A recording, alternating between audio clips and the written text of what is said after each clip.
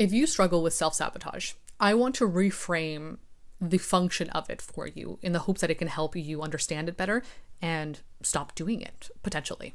And this is something that I've had to learn about myself with my own self-sabotage, the things I've had to work on in therapy. And a big awareness I came to at one point is that my self-sabotage was used as a way to regain control throughout my life. And those of us who struggle with feeling out of control, who want things to be perfect, to be able to manage everything, can sometimes use self-sabotage as a way to control our lives and the circumstances within it. So you might be trying to achieve something or attain something, and your efforts are moving you towards it. Sometimes when you're in flow state, which I think is a great state to be in, right? It's, I think, what we all try to be in to an extent, but, maybe not always what we want to be in, because it can sometimes feel like you are out of control.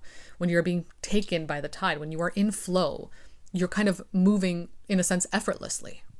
And so you might use self-sabotage as a way to slow down that flow and feel a little bit more in control.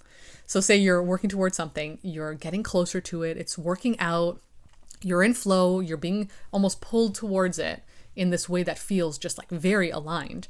That can be kind of overwhelming, right? It can feel kind of scary, especially if it's something that you might not be quite ready for yet or feel quite ready for yet. Maybe you fear the person you have to become to get to that end point that you're trying to get to. Maybe you fear the responsibilities that come along with that. And so in that state, when you're feeling that lack of control, that fear, you use self-sabotage as a way to regain a bit of that control. So you do something, you throw, something in your path to make you stumble so that you at least feel like, okay, I've slowed things down. I feel a little bit more comfortable. I feel a little bit more safe, right? Because I think the core component to this is fear. I feel a bit more safe. I feel a bit more in control.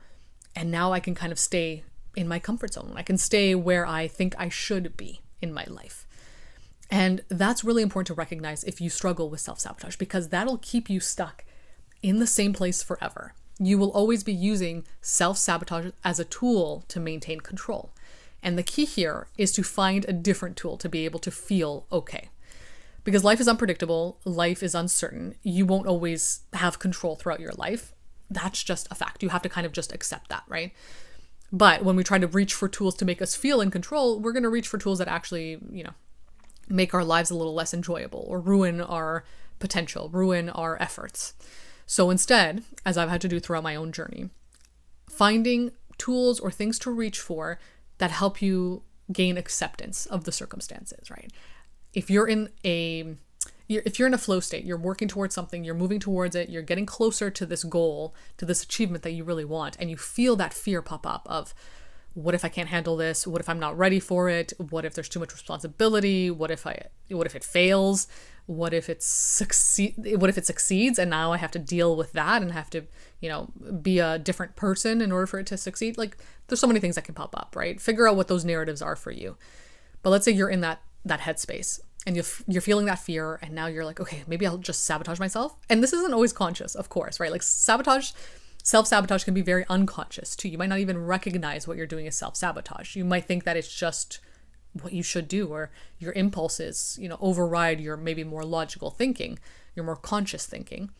And so you self-sabotage, you think, okay, I'll do that, and then I'll feel a little bit safe. Your subconscious might be saying that, or you might be consciously saying that too. You might be aware that you are self-sabotaging, right? But let's say you're in that space. Okay, I'm going to do that. I'm going to feel a little bit safer. Things are going to slow down a bit. I'll feel a little bit more calm and at ease. Instead of reaching for self-sabotage, what can you reach for? What can you create for yourself that'll make you feel okay with accepting that things are changing? Because life is changing all the time, and acceptance is the only way through that. It's the only way through that fear and discomfort. What can you use? What can you tell yourself? What can you show yourself to help you accept that things are changing and that you can handle it? I think that is also an important component to this too. Feeling capable, confident in your abilities, feeling like you are good enough to either handle the success or handle the failure of something. What can you do or tell yourself to feel like you can handle it? What do you need to show yourself? What are things that you're not doing right now that make you feel incompetent or incapable? And also, the more you sabotage yourself, the more incompetent and incapable you'll feel. So it is a self-fulfilling prophecy, and it's a cycle that you can get caught up in. The more you do that, the more you feel incapable and not confident in your abilities to handle life as it comes to you, the more you'll then continue to sabotage yourself when you get close to something that you're trying to achieve. So it'll become a vicious cycle that you can't find your way out of. And that'll be very stressful.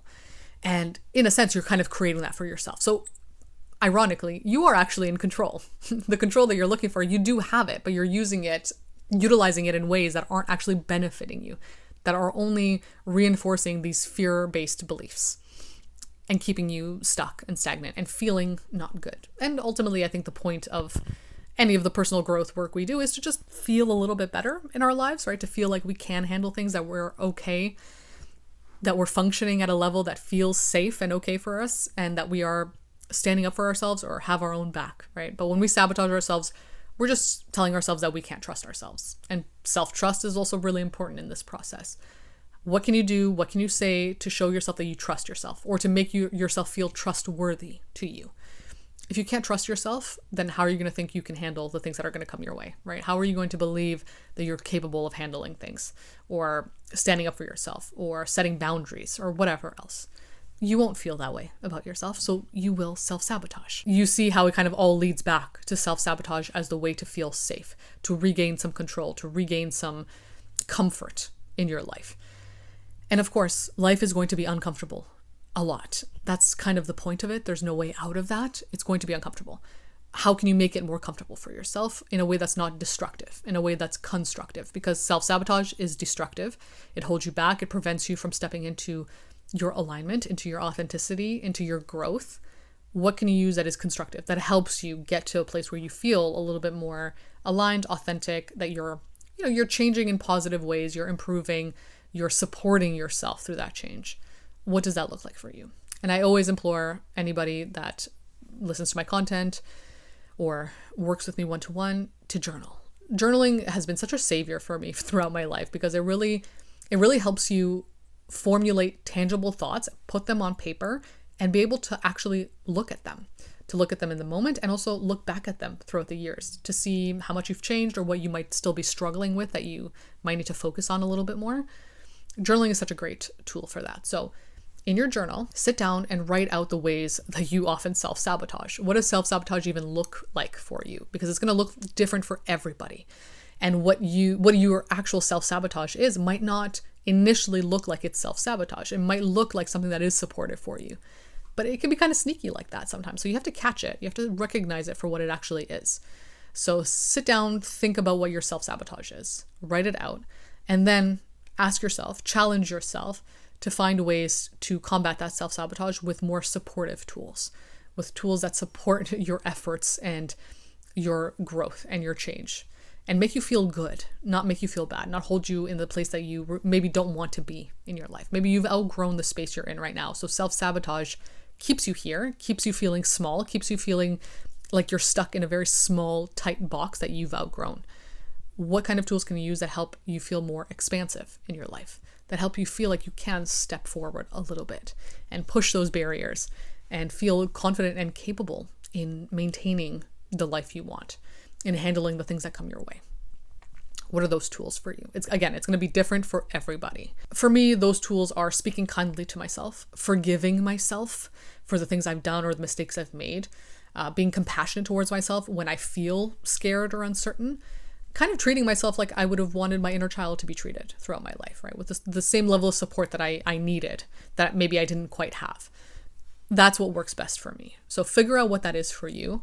Sit down, ask yourself, have a conversation with yourself, and see what arises, so that you can function throughout your life in a way that feels supportive and kind and caring, that encourages you to continue moving forward and actually trying things that you know you really want to do, right? Achieving things or reaching for things that you want without feeling the fear that you're going to sabotage yourself, knowing that it's coming, right? Because we can sometimes recognize that we are getting close to a place where we're going to sabotage. We're flying too close to the sun, in a sense. So try and understand what would be the most supportive actions or words for you to make you feel okay, safe, and trusting of yourself, because that's what it comes down to at the end of the day.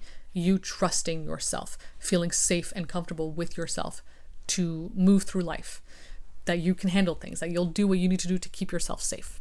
And self-sabotage, while it might seem initially like it's trying to keep you safe, and it might want to keep you safe, right? It might be your subconscious's way of keeping you safe. It's not actually keeping you safe, right? It's keeping you stuck, it's keeping you fearful, and it's keeping you in places that you've outgrown. So I hope this was helpful. I hope it was informative. If you want to work with me one-to-one, talk about these things in more detail, I offer sessions. I am not a therapist. I think I mention this all the time, but I want to make it clear. The work I do is very much from my own experience, from my own perspective. So if you want to talk about that in more detail, then feel free to check out my website. You can also follow me on social media for the rest of my content. I also have a Substack where I write a lot about topics like this. And I regularly host webinars where I explore these concepts in more detail with a group of other people. So you can come, join, listen to what I have to say, and also chat with other people struggling with the same things. But other than that, thank you for listening, and I'll be back again soon with another episode.